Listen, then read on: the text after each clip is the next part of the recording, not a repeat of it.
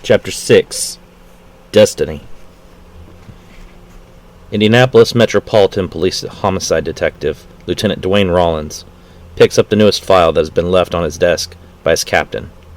Lieutenant Rollins scratches the bottom of his nose with his index finger as he opens the file and is immediately assaulted by numerous crime scene photographs paperclipped to the reports. Despite being in homicide for 8 years, the graphic images never become easier for him to digest. 5 deaths, all under extremely strange circumstances, and all within the past 6 months. Lieutenant Rollins looks through the reports and photos, trying to somehow tie them all together. All 5 bodies were found so badly burned that they had to be identified by dental records. An unidentified black substance was found in small amounts at each crime scene.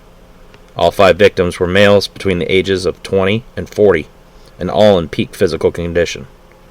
Lieutenant Rollins removes a small notepad from his desk and jots down his initial thoughts. No evidence of any accelerants at the crime scenes. Victims were burned rapidly and died suddenly, as there are no scorch marks on any surrounding furniture. Most burn victims panic and set other objects ablaze, suggesting that they were weakened already or dead before being ignited. Lieutenant Rollins picks up his phone and presses speed dial 4 to connect him to the coroner. "I need autopsy results on all 5 of the burn murders," Lieutenant Rollins says. "The fire seemed to have started from within the victims and burned their organs first." "You're saying the cause of death was the fires?" "The bodies are so burned that strangulation is hard to rule out, but no bullets were found, and the contents of the stomachs while burned were tested and found to contain no toxins." "How can a body burn from the inside out?" "At this point, unless you want to start believing in spontaneous human combustion, I don't know. I'm going back over past records and consulting some colleagues. I hope to have alternate suggestions shortly." "Thank you." Lieutenant Rollins hangs up the phone and rubs his temples. He can already feel a migraine coming, and he has just begun working on this case.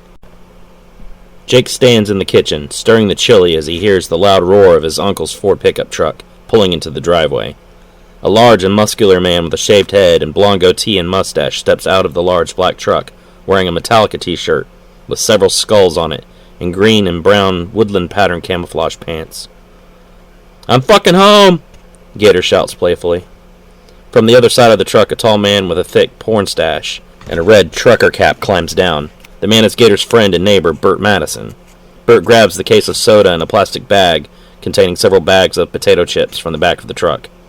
"Did we make it before the pay-per-view starts?" Bert asks Mitch as he and Gator walk up to the porch. "Yeah, you still got like an hour and 15 minutes, Mitch replies, taking the soda and chips from Bert and turning to carry them into the house.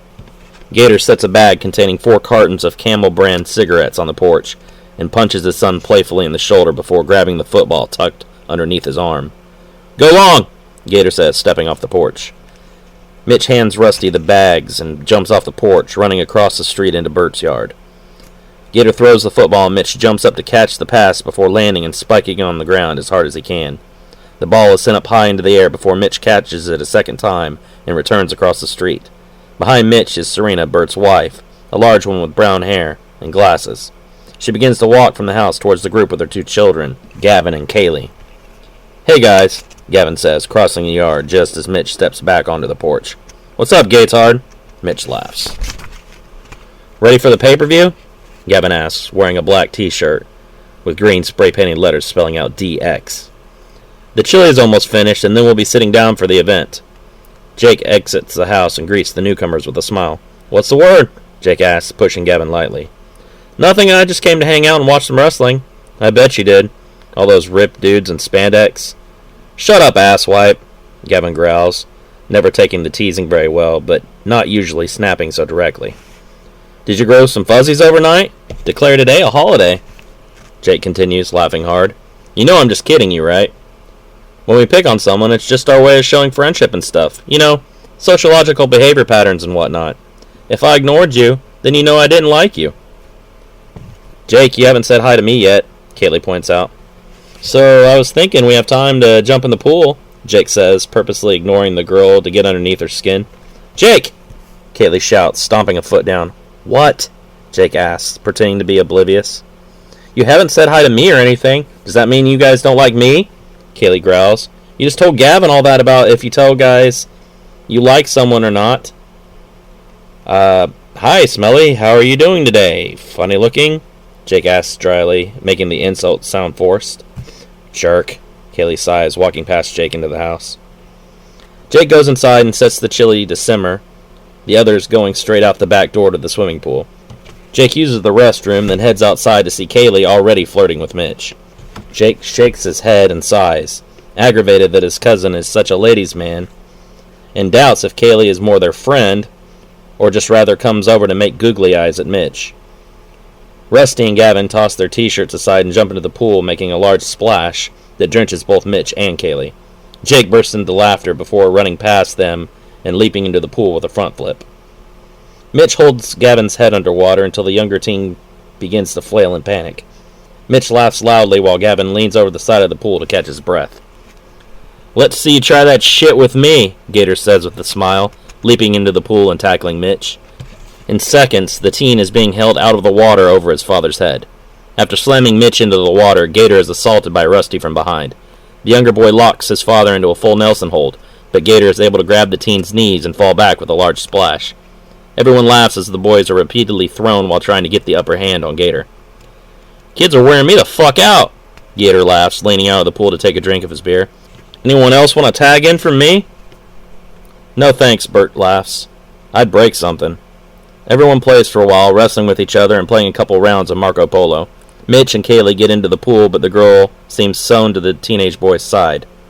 A small car pulls up to the front of the house, a man and woman, each wearing glasses, exiting. The man, Jake, and the other's cousin Robert walks around the side of the house over to the pool, holding hands with his wife, Courtney.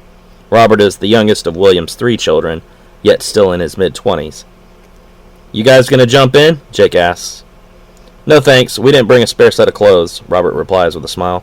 Robert and Courtney go through the back door of the house and past the kitchen into the dining room, where Gator, Sue, Bert, and Serena are sitting down talking. "Welcome to the madness," Gator laughs. "Yeah, I saw the pool party out back. That's a lot of hormones in one body of water," Robert adds with a short chuckle. "It's better than them running around in the house. Thank God those boys play outside so much," Sue laughs. "Be thankful yours are young," Gator says, referring to Robert and Courtney's twin newborn daughters. "Yeah, but in 16 years or so, they'll be a terrible handful. Trust me, keeping a teenage daughter from slinging leg is a full-time job," Bert sighs. "Especially when she lives next door to Mitch Rigsby, football star and ladies' man," Serena adds with a hint of frustration. "It's like owning a dog that hasn't been neutered. It's going to run around and hump anything it can," Gator laughs. "Meanwhile, our dog is stuck with a litter of puppies, food stamps, and a deadbeat dad," Serena barks back. "Wait, did you just call your daughter a bitch?" An athletic man in his mid to late 20s knocks on the door and immediately comes inside without waiting for the owner's response. "Hey, Sean," Gator says, greeting his friend and co-worker as he emerges through the back door of the Rigsby home. "I smelled me some chili cooking when I came through." Sean grins, the waves of chili powder and tomato sauce rolling out of the kitchen in an aroma cloud so thick it can be tasted. "The boys been working hard on all afternoon," Sue replies. "In between football and the pool party, right?" Bert asks mockingly. "Boys will be boys," Sue says with a shrug of her shoulders. Sean steals a cigarette from Gator and opens up a black Zippo lighter from his own pocket. "You know, there's a rumor on the street that the brass are trying to recall the old boys," Sean states as he, Gator, and Bert are all ex-military special forces, though from different branches. He later met both Gator and Bert at the electrical conduit factory where many veterans are employed. A government contract enables the company to choose experienced and disciplined soldiers over untrained civilians without ACLU intervention. "Why the hell for? There's plenty of young blood carrying the flag now," Gator says. Sean merely shrugs, knowing only what he's heard. "Always cooking up something they are," Gator mumbles. "Seen too much in my day to expect any better from 'em."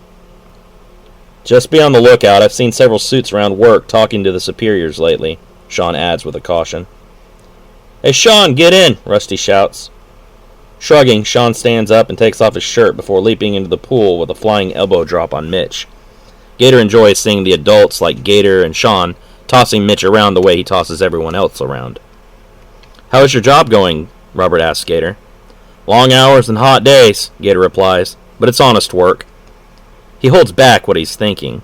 "At least I don't have to kill anyone at this job." Years in the service put Gator in some very dangerous situations, and he's had to do many unsavory things to be able to come back home again. What about you? Heard you're working for the railroad now.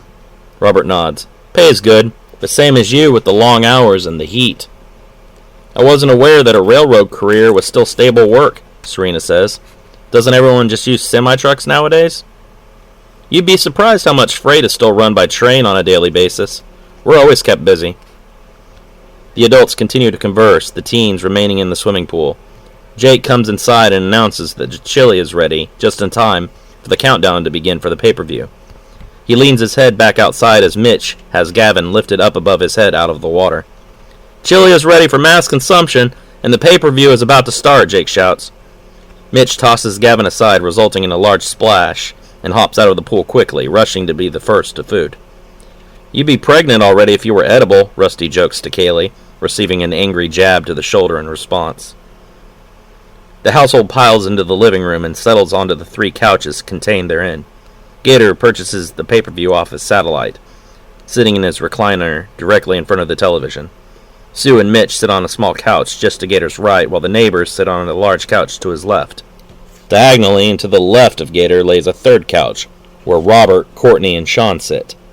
The 3 remaining boys, Rusty, Jake, and Derek, lay in front of the television set on pillows and blankets. The event begins with a dramatic performance by the band Motorhead, and Mitch tries stealthily to switch his can of Pepsi with Gator's Budweiser to no avail.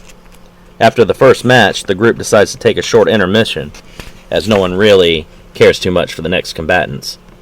Sue, Gator, Sean, and Bert go into the kitchen to replenish their bowls of chili and empty cans of beer, while Robert, Courtney, and Serena follow along for the company.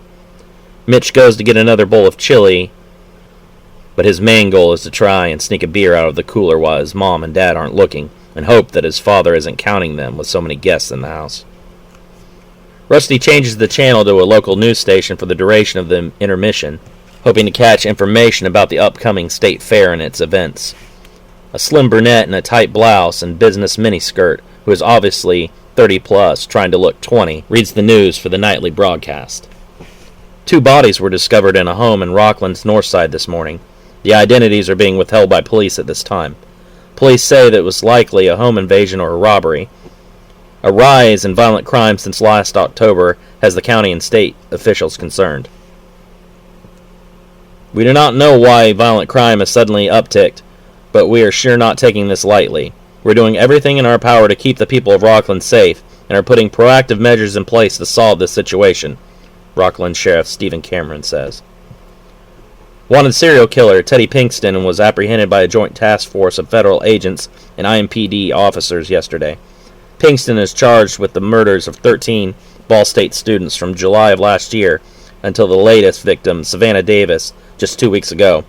Special Agent Glenn Rice led the investigation and supervised the arrest at Pinkston's home around 7 p.m.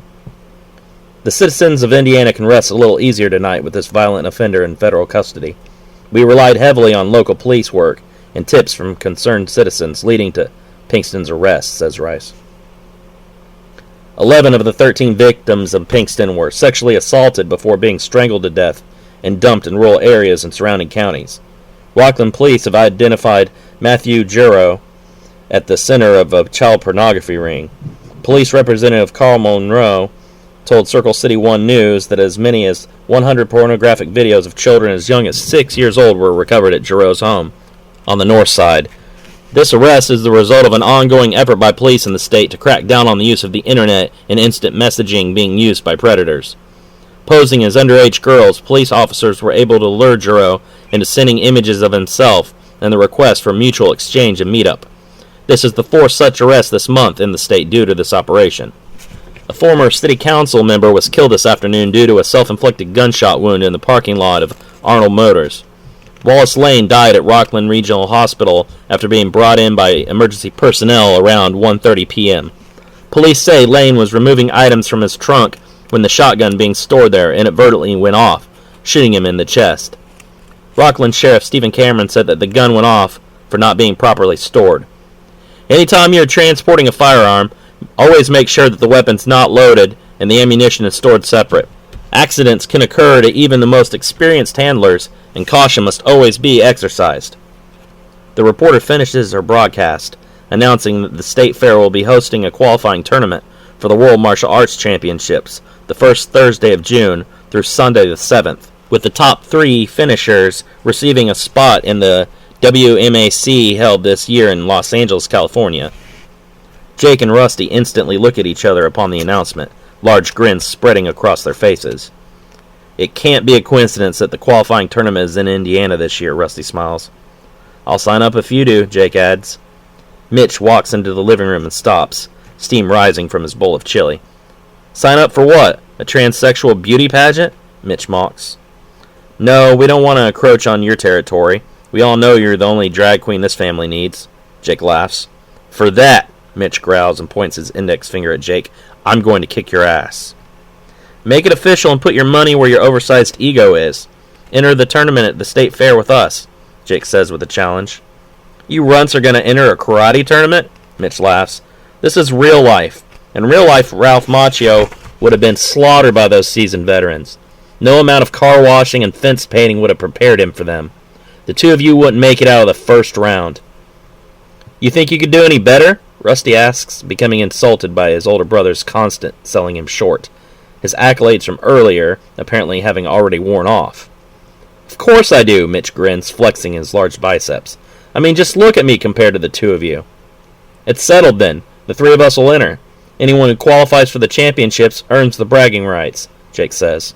You're on, Mitch replies, sitting back down and taking the remote control from Rusty and changing the channel back to wrestling. The house becomes more raucous for the remainder of the pay-per-view.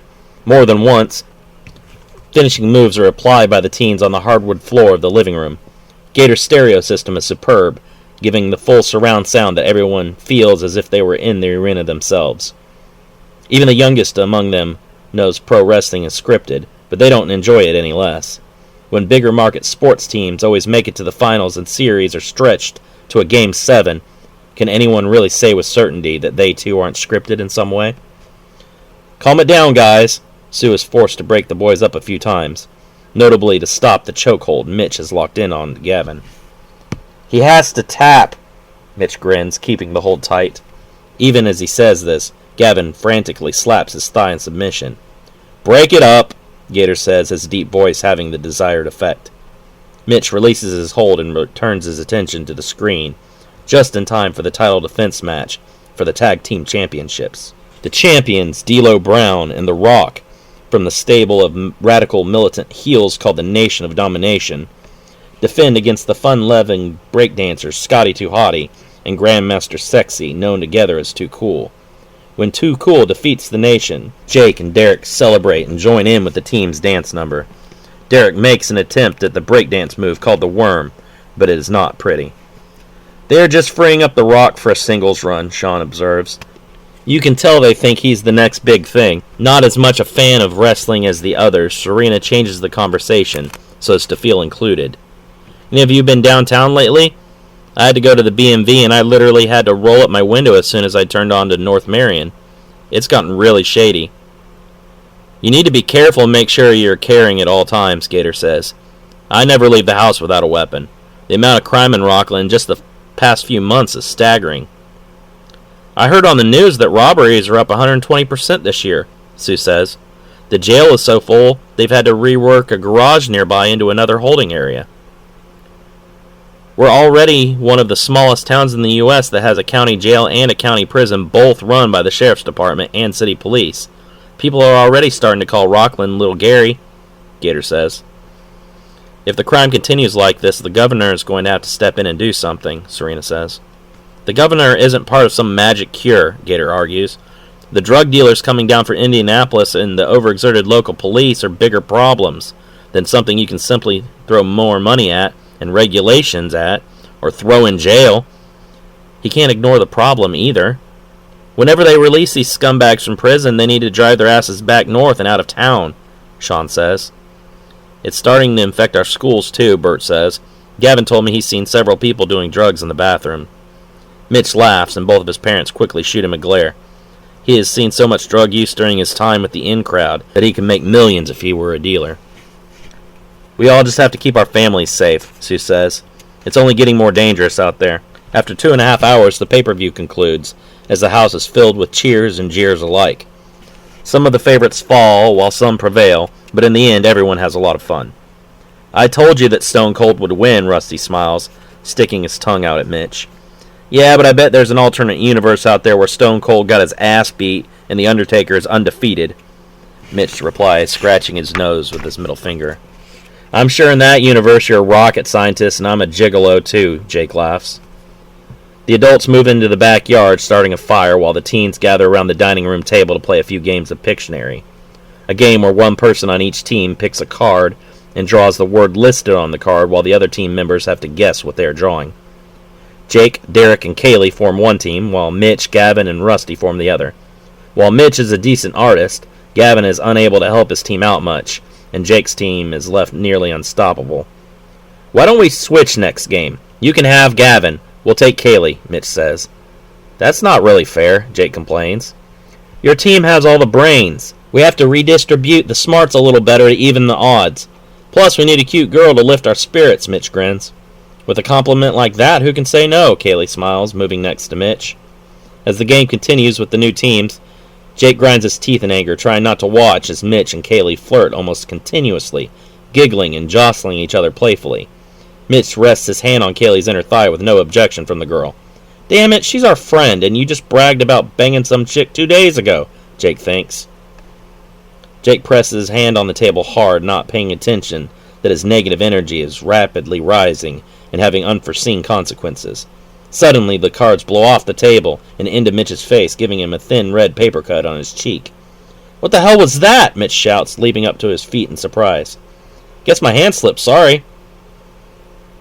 Don't do it again or I'll kick your freak ass. I saw his hand and it never moved, Rusty wonders, but remains quiet.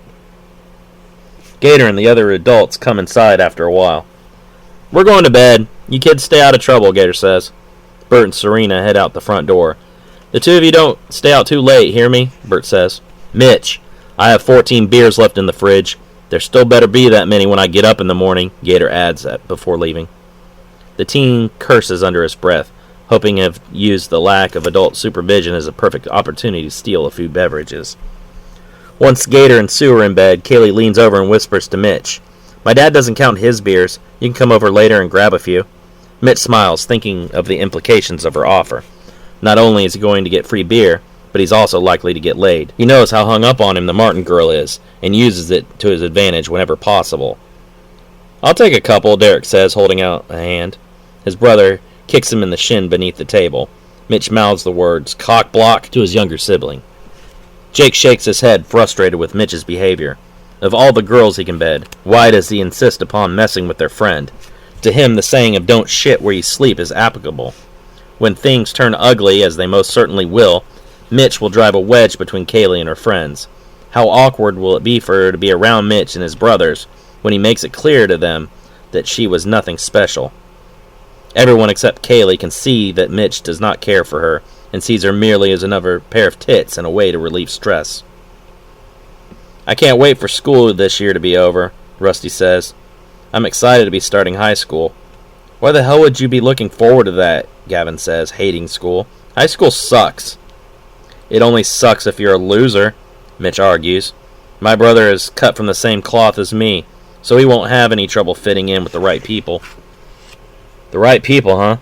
You mean the football meatheads? Yeah, if you get on that gang's bad side, things won't be easy for you, Jake says. It's not a gang, Mitch says with obvious agitation in his voice. Jake laughs. No, I'm pretty sure I said it just right. The boosters collect protection money. The cheerleaders are just their prostitution ring. The linemen are the enforcers. Yeah, it's totally a gang. Can we get back to this friendly game? Derek asks, pointing to the table. He does his best to break the tension. After several rounds, it's Mitch's turn to draw once more. He scribbles a picture of a boat with a hole on the side, leaking black into the water. After dozens of guesses, no one is able to correctly guess the right answer. It's the Exxon Valdez, Mitch mutters, slapping a card on the table. Are you guys even trying? That was a hard one, Jake says, pulling out his card to draw. It's an all play. Jake and Gavin are drawing while the others make guesses. With only a circle and 2 lines coming out of it, Derek is able to correctly guess the answer. There's no way you got the Chicago Bulls out of that bullshit drawing, Mitch protests. You little cheaters. Don't blame us for your shitty teamwork, Derek laughs. It's not the whole team, just dipshit here, Mitch says, shoving Gavin. How can you be as bad at sports and board games at the same time? Frustrated, Mitch walks to the back door. Want to go get those beers? He asks Kaylee. Almost leaping to her feet, Kaylee rushes to his side. Absolutely. We'll be back in a few, she says, blushing. The two of them cross the street and make sure that Kaylee's parents are asleep before they raid the fridge.